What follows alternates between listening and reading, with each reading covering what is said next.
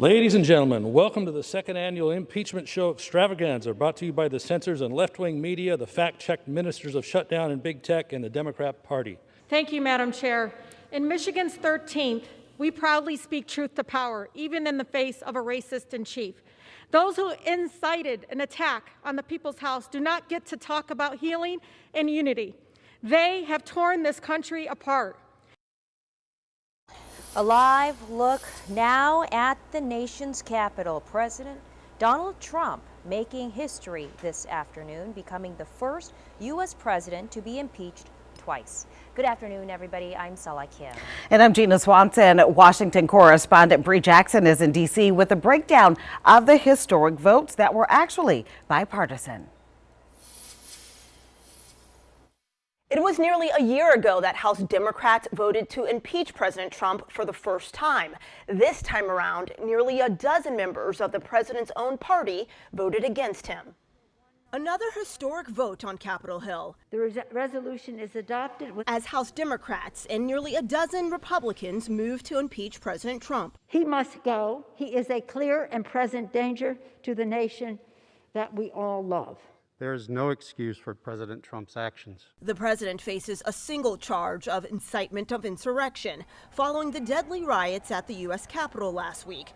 Opponents argue Democrats are politicizing impeachment. I cannot think of a more petty, vindictive, and gratuitous act than to impeach an already defeated president a week before he is to leave office. While other Republicans agree impeachment is not the solution, they say the president played a role in the violence. That doesn't mean the president is free from fault.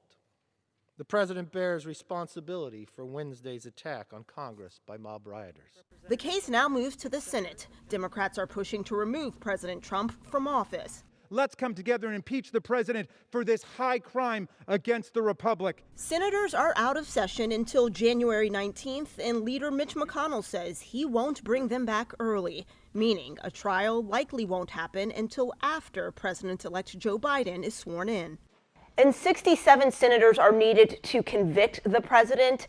In a letter today, Senate leader Mitch McConnell said that he has yet to make a final decision on how he will vote. In Washington, I'm Bree Jackson. And previously, President Trump was impeached over his dealings with the Ukraine, but he was acquitted by the Senate. On the House floor in his last speech in Congress, Louisiana Congressman and Democrat Cedric Richmond says President Trump didn't learn his lesson after the first impeachment. In the first impeachment, Republicans said we didn't need to impeach him because he learned his lesson. So no need to remove him. Well, we said if we didn't remove him, he would do it again. Gentleman's time has expired. Simply put, we told you so. The gentleman's time has expired. Richmond out. And on the other side of the aisle, Republican Congressman Steve Scalise. I've seen the dark evil of political violence firsthand, and it needs to stop. But all of us need to be unequivocal in calling it out every single time we see it, not just when it comes from the other side of the aisle. So here's what will happen next. The articles of impeachment will be sent over to the Senate to await trial, but the Senate won't be back in session until January 19th, the day before President-elect Joe Biden is inaugurated. As Tulane University law expert Ross Garber explains, at this point, President Trump could also choose to pardon himself from office. At this point, the president is going to be impeached anyway, and he may, oddly enough, view that as meaning sort of there's nothing left to lose here. Why not pardon himself? But again, it's unclear what would happen if he did it, and the only way to test it really would be if the Department of Justice were to actually bring charges against the president, and then he'd argue in court that he's pardoned himself. So after Senate holds a trial, it'll take 2/3 vote to convict the president. It has been 1 week since that deadly riot on Capitol Hill. President Trump released a statement today calling for, quote, no violence in the days leading up to Joe Biden's inauguration. But even still, Washington, D.C. is preparing for those calls to go unheard. Correspondent Matt Pritchard is there this afternoon with the steps that are being taken. Our nation's capital is on high alert tonight. Reinforced barriers and fencing waiting to be installed as we are just 1 week away from Inauguration Day. We're also 1 week removed from the Capitol riots. The FBI says their investigation is moving forward. They've arrested dozens of people, have over 160 case files open, and have fielded over 100,000 tips from the public. And they add that this effort is only just beginning. Now, much of this is in response to the threats that could come our way in the next week. All 50 state capitals are on high alert, as is the National Mall and U.S. Capitol, where Joe Biden will be sworn in as the 46th president of the United States. Around town, roads are blocked. Businesses are boarded up with the potential threat of added violence. In Washington, I'm Matt Pritchard.